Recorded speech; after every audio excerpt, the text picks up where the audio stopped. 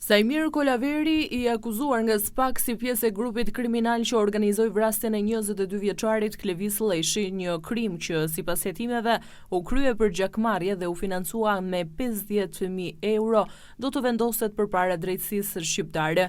Këtë të shtunë ai u ekstradua nga Italia. Kolaveri ishte shpallur në kërkim ndërkombëtar dhe dyshohet se ka luajtur rolin e ndërmjetësit dhe ndihmësit në ekzekutimin e të riut nga Burreli, i cili u zhduk më 5 gusht të vitit 2020.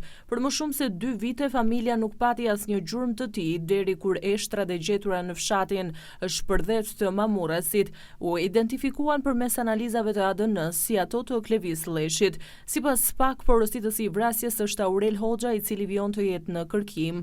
Hetimet kanë zbuluar se ai pagoi 50.000 euro për eliminimin e Klevis Lleshit në shenjë hakmarrje për vrasjen e vëllait të tij Agim Hoxha në Londër në vitin 2012. Dosja ka nxjerrë në pa një zinxhir hakmarrjesh mes dy fiseve që zgjat prej më shumë se një dekade. Nga vrasja e Agim Hoxhës në vitin 2012 të ekzekutimet e njëpasnjëshme të antarëve të fisit Lleshi e deri te vrasja e Arben Lleshit brenda burgut të Peqinit në vitin 2023. Me ekstradimin e Sajmir Kolaverit, gjykimi për këtë vrasje do të avancojë, ndërsa SPAK vijon kërkimet për kapjen e të dyshuarit si organizator të krimit Aurel Hoxha.